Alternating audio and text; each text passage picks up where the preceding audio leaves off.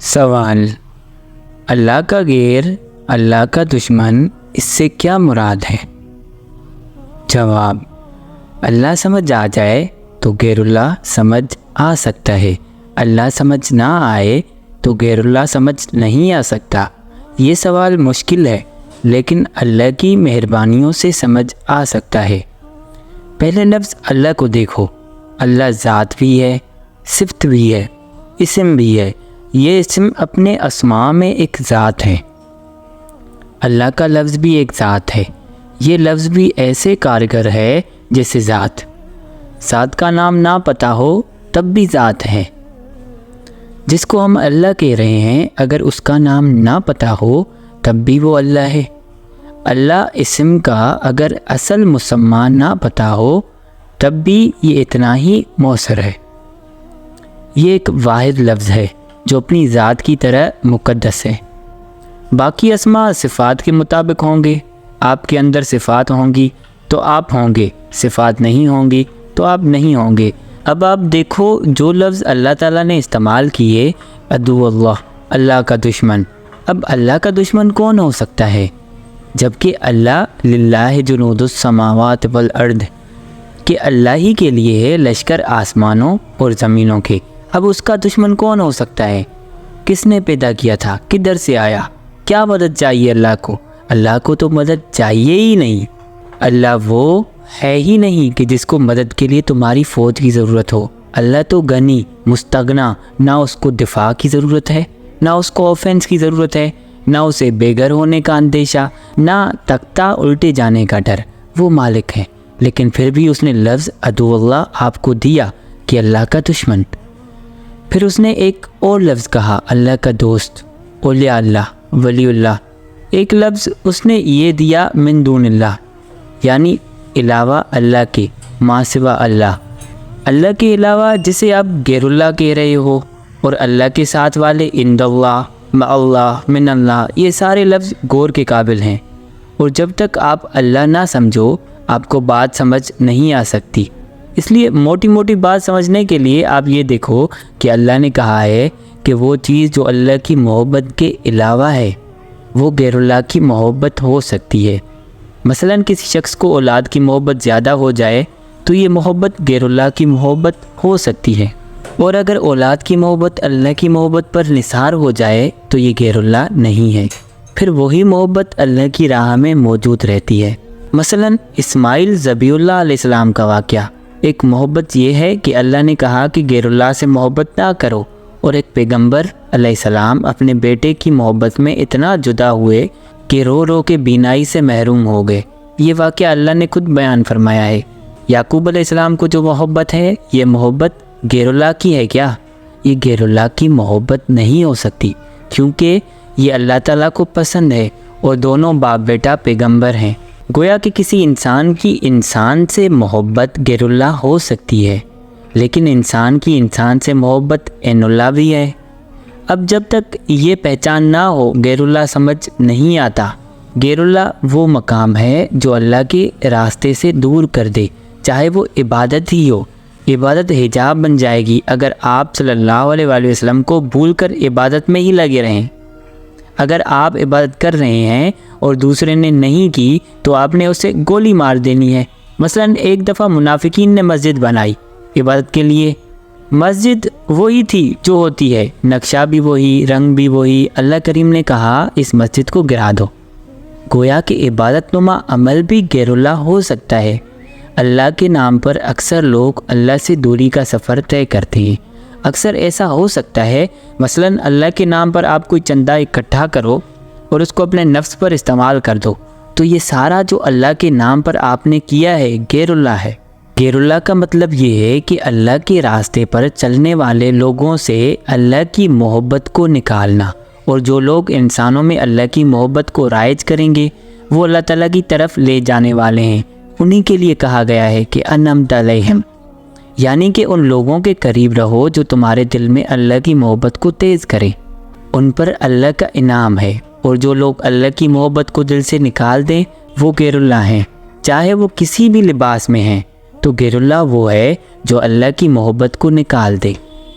بعض اوقات ایسا ہو سکتا ہے کہ کوئی کہے کہ میں نے اسے اللہ کے نام پر مسجد آنے کی دعوت دی تھی، وہ نہیں آیا اس لیے میں نے اسے مار دیا ہے۔ اب قتل کرنے کی اجازت اللہ تعالیٰ نے نہیں دی، صرف تبلیغ کی دی ہے۔ غیر اللہ اور عدو اللہ تب سمجھ آتا ہے جب اللہ کا دوست سمجھ آتا ہے۔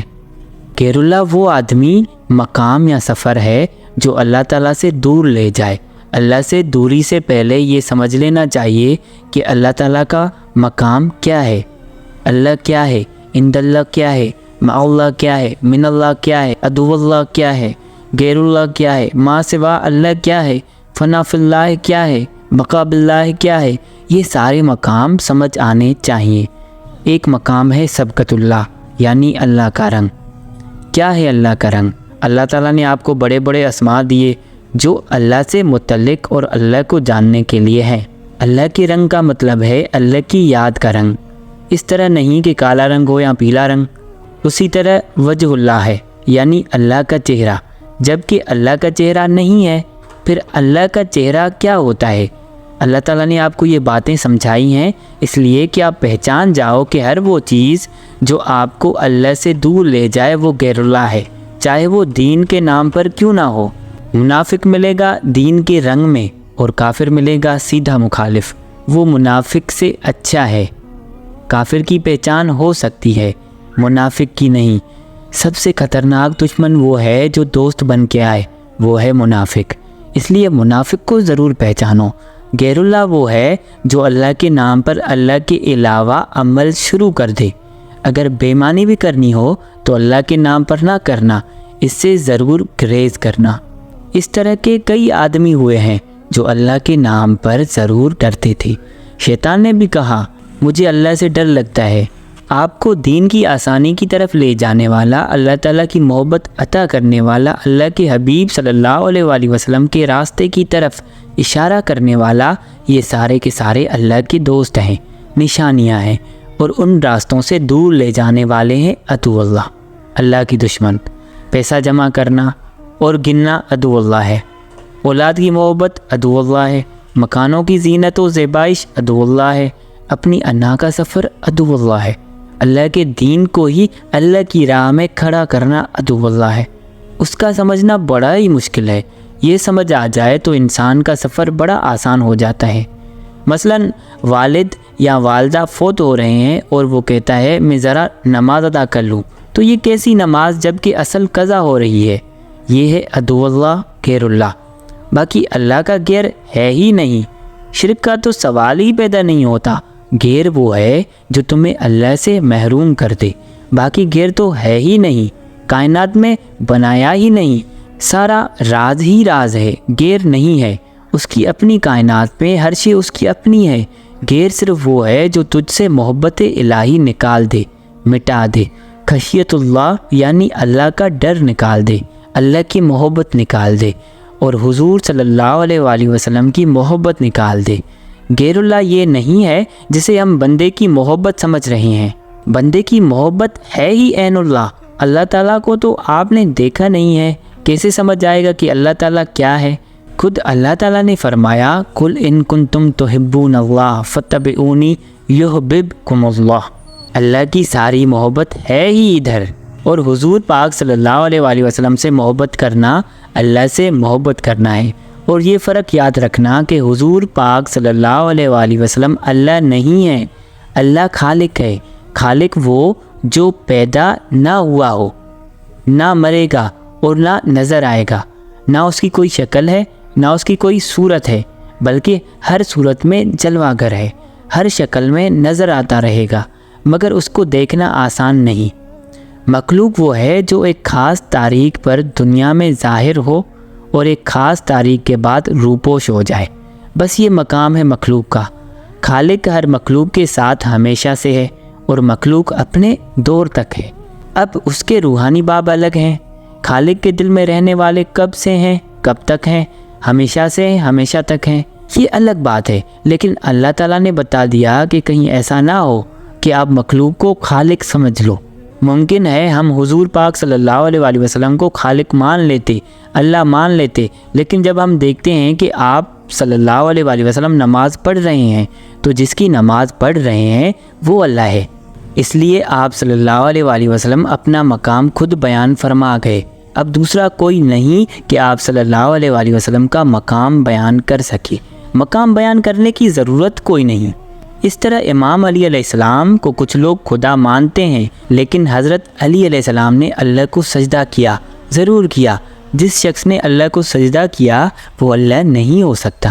عبد کا اپنا مقام ہے، معبود کا اپنا۔ عبد عبادت کرنے والا، معبود وہ ہے جس کی عبادت کی جائے۔ اللہ معبود ہے، تم سب عبادت میں رہو۔